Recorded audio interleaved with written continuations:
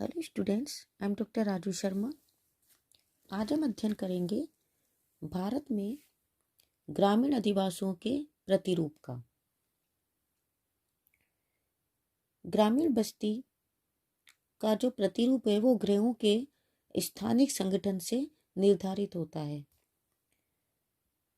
यानी कि अधिवास के अंदर सड़कों या गलियों की व्यवस्था से उनका प्रतिरूप सुनिश्चित होता है। सड़कों के अतिरिक्त कुएं या तालाब, मंदिर, मस्जिद आदि भी ग्रामीण अधिवास का स्वरूप सुनिश्चित करते हैं। गांव का आकार और आकृति उसकी स्थिति तथा आसपास के धरातल द्वारा सुनिश्चित होते हैं। भारत में अनेक प्रकार के ग्रामीण अधिवास पाए जाते हैं, जैसे आयताकार, रेखीय, आर्य, तारा प्रतिरूप, वृत्ताकार या अर्धवृत्ताकार, तीर प्रतिरूप, पंखा प्रतिरूप, त्रिभुजाकार प्रतिरूप, सीढ़ीनुमा प्रतिरूप, पुंजित प्रतिरूप, एल आकृति प्रतिरूप, दोहरे न्यष्टित प्रतिरूप और अनाराकार प्रतिरूप।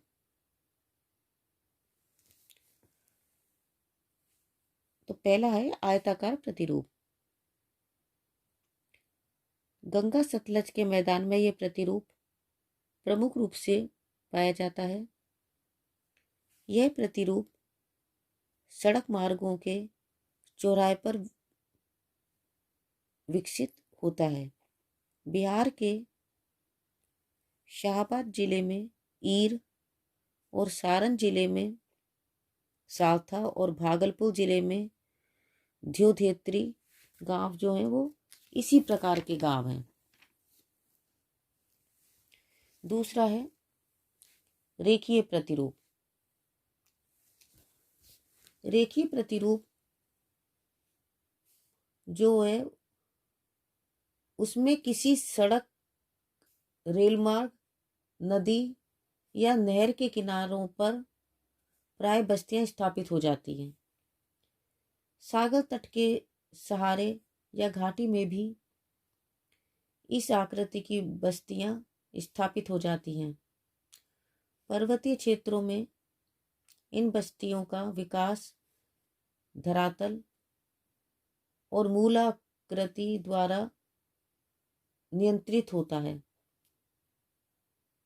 जबकि नदी और समुद्र तटों पर बाढ़ का जल और जलतल इसे प्रभावित करते हैं।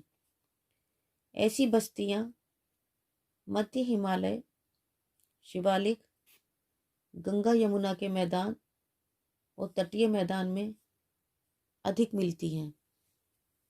दूसरा है आर्य प्रतिरूप अथवा रेडियल पैटर्न। भारत में इस प्रकार की ग्रामीण बस्तियां बहुतायत से मिलती हैं। यह प्रतिरूप किसी गांव के भीतर आने वाली या विभिन्न दिशाओं में बाहर जाने वाली सड़कों के सहारे विकसित होता है। ऐसे गांव प्राय किसी कुएं के चारों ओर भी विकसित हो जाते हैं। तमिलनाडु और गंगा के ऊपरी मैदान में इस प्रकार के प्रतिरूप पाए जाते हैं। नेक्स्ट है तारा प्रतिरूप। यह प्रतिरूप आरंभ में आर्य रूप में विकसित होता है। क्रमशः बाहर की ओर सड़कों के सहारे मकानों के बनने से इसकी आकृति तारे जैसी हो जाती है। गंगा के मध्यवर्ती मैदान और बिहार में पूर्वी चंपारण और मुजफ्फरपुर जिले में ऐसे गांव प्रमुख रूप से पाए जाते हैं। नेक्स्ट है वृत्ताकार और अर्धवृत्ताकार प्रतिरूप। यानी कि circular and semi circular pattern. यह प्रतिरूप किसी झील, तालाब, कुएं, चौपाल या किसी जमींदार की हवेली के चारों ओर विकसित होता है।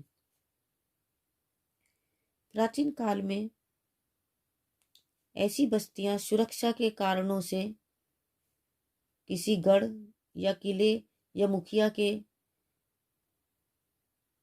चार दीवारी युक्त मकान के चारों ओर विकसित होती थीं।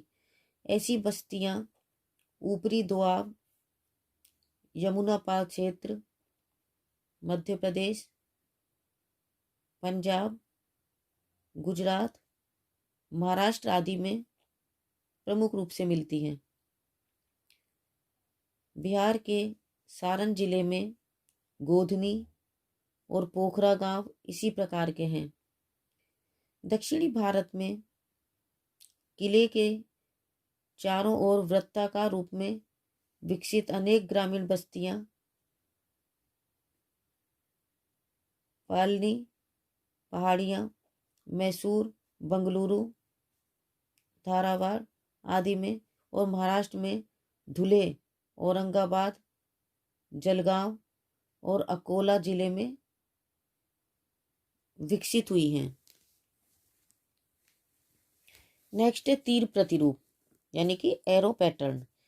ये बस्तियां किसी अंतरीप के शीर्ष पर या नदी के विसर्प के सहारे विकसित होती हैं। दक्षिणी भारत में कन्याकुमारी, केरल में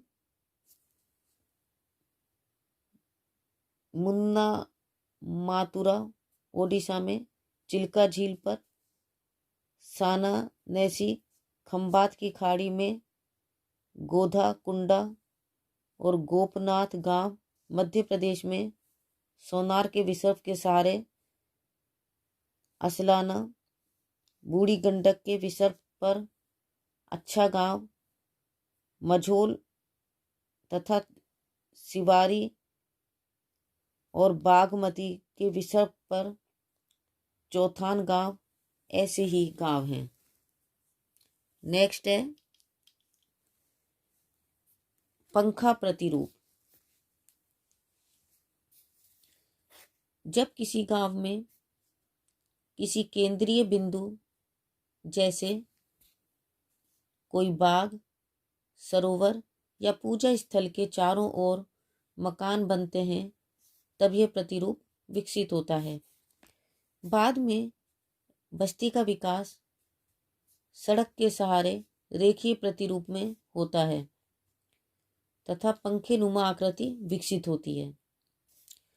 डेल्टाई क्षेत्रों और पर्वतों की तलहटी में यह आकृति बहुधा विकसित होती है। गोदावरी, कृष्णा और महानदी के डेल्टाओं एवं हिमालय की तलहटी में ऐसी बस्तियां पाई जाती हैं। बिहार के भागलपुर जिले में मूसिया नामक गांव पंखा प्रतिरूप का उदाहरण है। नेक्स्ट है त्रिभुजाकार प्रतिरूप। जब कोई सड़क किसी अन्य सड़क, नहर या नदी से मिलती है किंतु उसे पार नहीं करती तब वहाँ यह प्रतिरूप विकसित होता है। पंजाब और हरियाणा में ऐसी बस्तियां प्रमुख रूप से दिखाई देती हैं। नेक्स्ट है सीढ़ी नुमा प्रतिरूप। हिमालय और पश्चिमी घाट के ढालों पर ऐसी बस्तियां प्रमुख रूप से मिलती हैं। इन्हें समोच्च रेखीय बस्तियां भी कहा जाता है। नेक्स्ट है ब्लॉक प्रतिरूप। पश्चिमी राजस्थान के मरुस्थल में ऐसे गांव प्रमुख रूप से पाए जाते हैं। ये अधिकांशतः 4 दीवारी युक्त होते हैं जो सुरक्षा के लिए आवश्यक है। हरियाणा और गुजरात में भी ऐसे गांव पाए जाते हैं। नेक्स्ट है एल आकृति प्रतिरूप। ऐसे गांव ऐसी सड़कों के सहारे विकसित होते हैं जो परस्पर 90 डिग्री का कोण बनाती हैं। बिहार में पटना जिले में दलियाना और मुजफ्फरपुर जिले में नवगढ़ी गांव इसी प्रकार के हैं। नेक्स्ट है दोहरा न्यष्टित प्रतिरूप यानी कि डबल न्यूक्लिएटेड पैटर्न।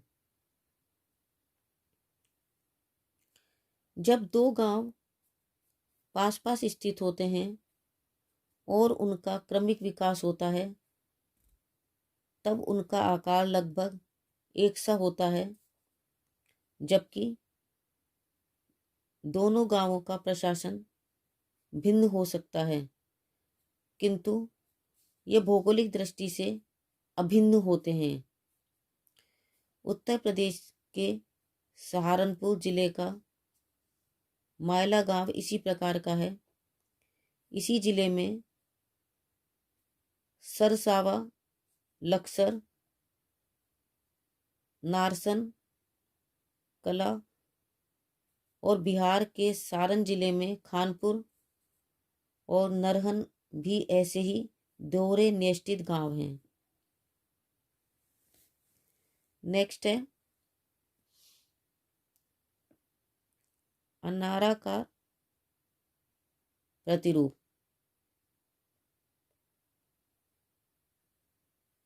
यानी कि अमोर्फस पैटर्न। यानी जैसा कि नाम से स्पष्ट है, इनका कोई आकार नहीं होता। इन बस्तियों का कोई निश्चित आकृति नहीं है। मकान बिना किसी योजना के बन जाते हैं। सड़कें और गलियां बाद में विकसित होती हैं। देश के अधिकांश गांव इसी प्रकार के हैं, इसीलिए इन्हें अनाकार गांव, अनाकार प्रतिरूप वाले गांव कहा जाता है, यानी कि जिनका कोई आकार नहीं हो। उत्तर प्रदेश के मैदानी क्षेत्रों, बिहार में कोसी के बाढ़ग्रस्त क्षेत्रों और छोटा नागपुर के पठार, मध्य प्रदेश में जगदलपुर और आंध्र प्रदेश के नालकोंडा, खम्माम, कर्नूल, ओंगोल, कुडुप्पा और नेल्लोर जिलों में ऐसे ही गांव देखने को मिलते हैं। तो बच्चों, आज हमने भारत में ग्रामीण बस्तियों के प्रतिरूप का अध्ययन किया, जिनके अंतर्गत हमने आयताकार प्रतिरूप, रेखीय प्रतिरूप, आर्य प्रतिरूप, तारा प्रतिरूप, वृत्ताकार या अर्धवृत्ताकार प्रतिरूप, पंखेनुमा प्रतिरूप, त्रिभुजाकार प्रतिरूप, सीढ़ीनुमा प्रतिरूप, ब्लॉक प्रतिरूप, एल आकृति प्रतिरूप, दोहरा निश्चित प्रतिरूप, अनाकार प्रतिरूप आदि का अध्ययन किया। आज के लिए बस इतना ही। Thank you.